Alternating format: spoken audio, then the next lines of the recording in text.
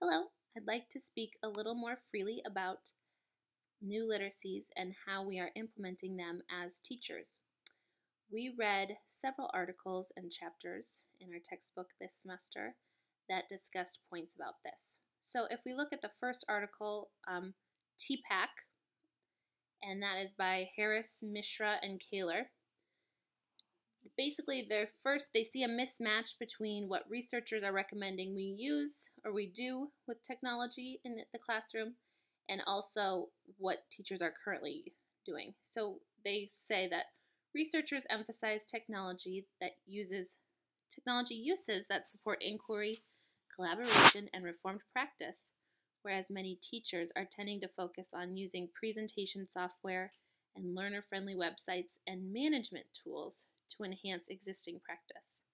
So again, what this means, our new definition of literacy that includes these new literacy skills, it means that we need to make a shift as teachers to using technology to incorporate all of these new skills and strategies of inquiry and collaboration, participation, and deciphering images.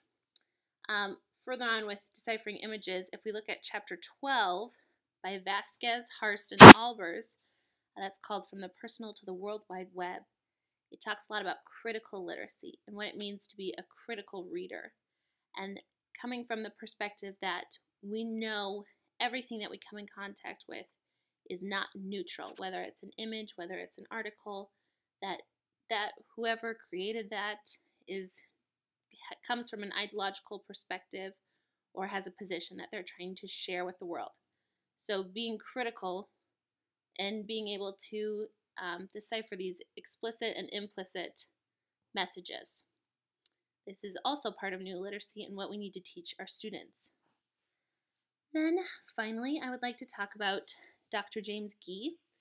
In chapter 8 of our textbook, he talks about that decoding and literal comprehension are only a portion of good reading, and that literacy is evolving and changing as we previously discussed. But I'd like to quote what he says on page 166. He says, "Traditional psychology saw readers and writers as engaging in mental processes like decoding, retrieving information, comprehension, inferencing, and so forth. The new literacy studies saw readers and writers as being engaged in social and cultural practices."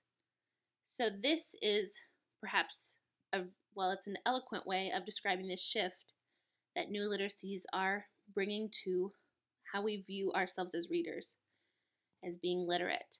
That it is not a process, but it's a practice, and that it's collaborative in nature, and practice implies it's a lifestyle, and that it's a continual thing that we just keep getting better at and better at. Thank you for listening.